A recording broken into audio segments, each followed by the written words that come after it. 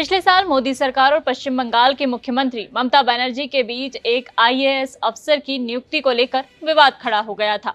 मोदी सरकार ने बंगाल के आईएएस अधिकारी अल्पन बंदोपाध्याय को उनके रिटायरमेंट के आखिरी दिन केंद्र सरकार को रिपोर्ट करने का आदेश दिया था, लेकिन ना तो अल्पन ने ऐसा किया और ना ही ममता ने उन्हें रिलीव किया। ज्यादा चीफ सेक्रेटरी जो बड़ा ब्यूरोक्रेट होता है उसको आप जस्ट बुला के लेते हैं। It never happens within this 74 years. इसके बाद अल्पन रिटायरमेंट लेकर ममता के मुख्य सलाहकार बन गए थे, लेकिन अब मोदी सरकार आईएएस की नियुक्ति के नियमों में ऐसा बदलाव करने जा रही है कि किसी भी प्रदेश का मुख्यमंत्री केंद्र के बुलाने पर किसी भी आईएएस अफसर को भेजने से मना नहीं कर पाएंगे।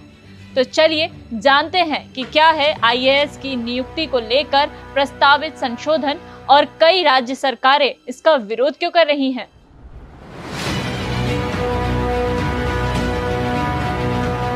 सबसे पहले तो आईएएस कैडर रूल्स 1954 में प्रस्तावित संशोधन क्या हुए हैं, इसके बारे में जान लीजिए।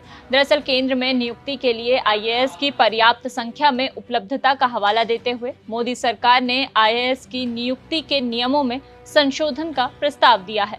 इस पर राज्यों से 25 जनवरी तक प्रतिक्रिया मांगी है। कार्मिक और प्रशिक्षण विभाग ने 12 जनवरी को राज्यों को लिखे पत्र में कहा है कि केंद्र सरकार ने Indian administration service cadre rules 1954 के रूल 6 में संशोधन करने का प्रस्ताव रखा है।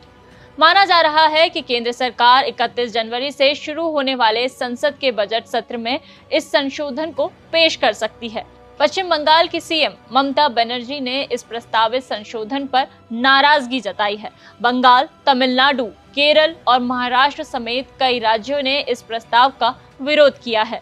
तो अब आईएएस कैडर रूल 1954 के नियम 6 में जो 4 संशोधन प्रस्तावित हैं, उनके बारे में जानते हैं।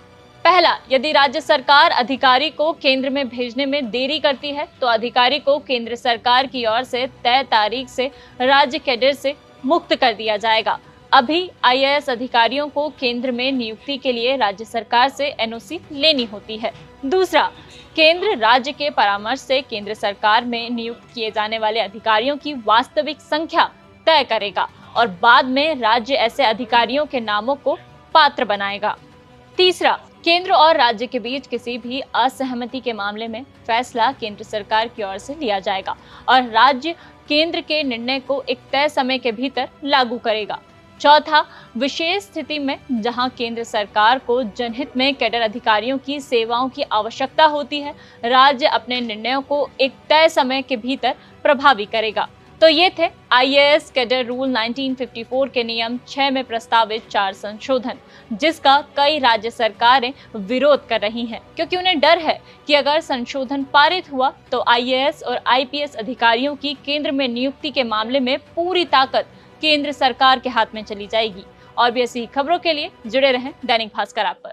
शेयर और डाउनलोड करें दैनिक भास्कर ऐप।